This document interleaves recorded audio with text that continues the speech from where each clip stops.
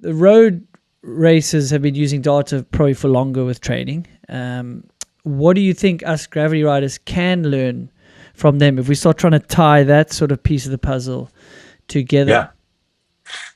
Well, let's start with, I think at the end of the day, whether you are a road rider racing uphill or a downhill or racing downhill, you have to show up to the start line prepared. Like we can all agree on that. There's a lot that goes into being prepared. Sleep. If you have horrible sleep for an entire month or a week or whatever leading into your race, you're not going to perform well. So HRV is becoming a thing. How well prepared are you? How recovered are you? So tracking recovery metrics means a lot, no matter what you're training for. If you stay up late drinking, it might not hurt your bowling score, but it will hurt your downhill time, right? So I think, we can be a central hub in terms of all things fitness. So if you think about nutrition, on the road side, the mountain bike cross country side, they are tracking nutrition, individualized nutrition. They have software packages and tools and mobile apps like Food Coach, Hexus, Fuel In that help them prescribe their fueling for the day, and that syncs with Training Peaks. So it's pulling what you did today and it's looking at what are doing tomorrow, and it's giving you a meal plan. That's a possibility. Nutrition recovery is very important no matter what your sport. Strength training. Strength training can help any sport. I'm sure a lot of downhill mountain bikers have a strength program. So we have strength training built into Training Peaks. So your primary downhill coach may not be an expert in strength training. Therefore, maybe it's best for you to go hire a strength coach specifically for the gym. But those two coaches can actually see the same data within Training Peaks. So your strength coach can see your big days, how recovered you are, and they can periodize your strength training just like your head primary coach is. So we're starting to see athletes with sort of like a holistic view of training. They'll have a nutritionist, they'll have a strength coach, maybe a sports psychologist. Some teams have sleep coaches, and then you have your head primary coach, and you'll have a director, right? And so, You seeing this on the yeah, tour level? I can imagine, right? Tour de oh, France absolutely. level. Yeah. And every team is different. I'm not saying this is every single team, but there are teams where they have all of those experts on staff in house. They're employed by the team. Obviously, at the highest Tour de France level, that is what's happening. And so the riders are actually shared with a multitude of experts, and they interact with those experts in individual ways, depending on their needs. Like I may be a great sleeper. I don't need the sleep expert, but you might find benefits from working with a sleep expert. That sleep expert can track your HRV. They can track your sleep hygiene before going to bed. They can see your hours of sleep, your quality of sleep, depending on the wearable that you sleep with.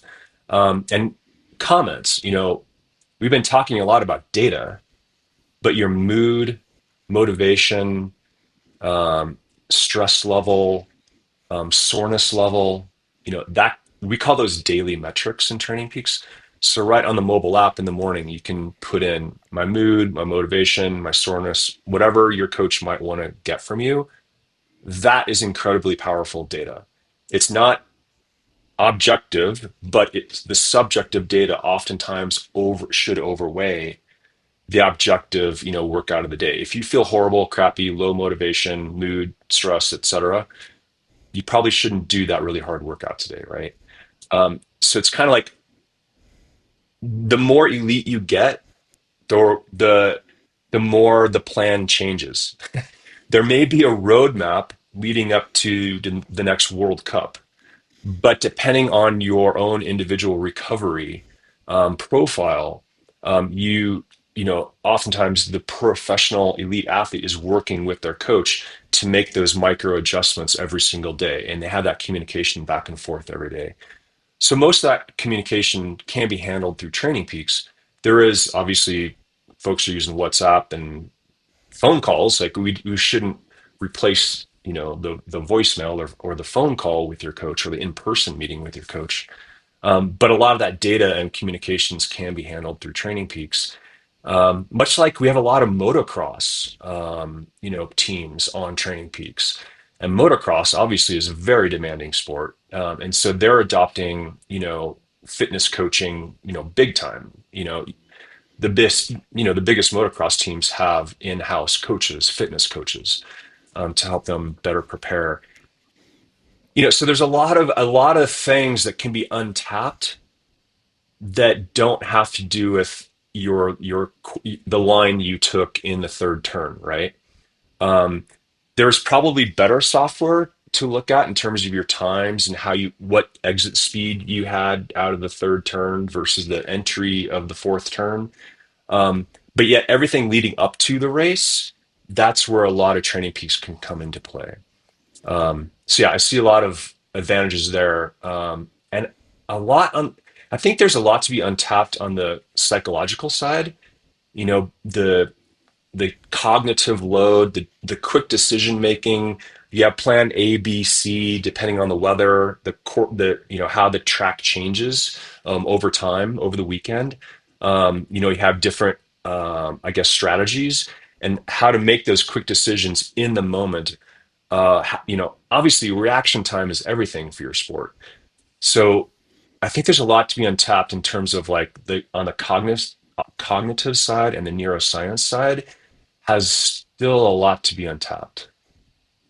Yeah, I would agree, and I think downhill sometimes get a bad rep from the outside, like, oh, you just raced down the hill, and some of our tracks now only 3 minutes long, but you know like what a body goes through to push itself, like you say, mentally, physically. But I think we're missing the part that there's an off season. We have quite a long off season. We have like a little longer race season now, 10 big races plus world champs and a few in between, but starts say April to October.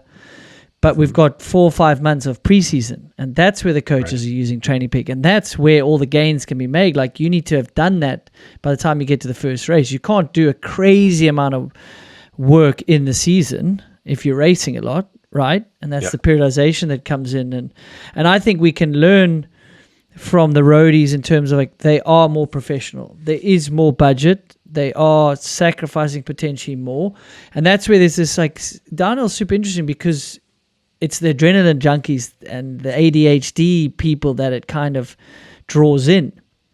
Yeah. And they're the guys that don't like to be boxed in, and they don't like to sit on their bed and rest. We want to be in the Yeah. parking lot doing bunny hops and wheelies and stuff. So it's such a fine line to cage those animals, but maybe with correct data and the intuition, they can make like even more gains. I mean, to be honest, our current phenom that won the world title, I mean, his diet is Sour Patches, it seems. I mean, yes, he eats actual food, but he's so young and so skill based that at Yeah. that age it probably doesn't matter as much. But probably when you get older, that's when the beers after the race catch up on you Yeah. 2 weeks later. That's when the Sour Patch isn't doing you Yeah. as much good. Yeah. Yeah. Definitely the longevity in sport and durability, of maintaining that peak level throughout the entire season comes down to preparation, and that consistency over time is really what matters. So if your nutrition means that you get sick more often, if your nutrition means that you don't sleep as well, too many Monster whatever drinks and Red Bulls or whatever vodka drinks, I mean, you can definitely get away, but you're probably at some point gonna suffer the consequences. But maybe you only want a 3-year career and make the most of it and you're out. But if you if you are having problems making it through the season, there's areas that you may be looking at to improve that will help you with that durability and longevity of your career. I also think like hopefully your sport does elevate in notoriety. It is not on TV in America, right? The Tour de France is. But it'd be amazing if it was. And if it was, there would be like whatever, 500 million more dollars worth of sponsorship coming through, right? Or more. That would elevate everybody's boat. But guess what? The competition level would go up, and everybody's game would have to go up in order to survive. You see this in like ultra now. The complete opposite of downhill mountain biking is like ultra running. Running 100 miles in the Alps. For 45 hours, or the winter is like 22 hours UTMB. But the point is, like, there's more and more money coming into that sport every year, and they're becoming more and more scientific. But it used to be the hippie kind of scene, right? It still is. There's still a lot of that in there, and that laissez-faire, feel. But to make the podium now, you have to leverage science to win the biggest races. So I think you all want the sport to rise and get more money into the sport, which means more of this will infiltrate training practices, and more coaching will come in, and more science will come in, and we'll start to study the sport more too and unlock more secrets. So hopefully that's how it progresses.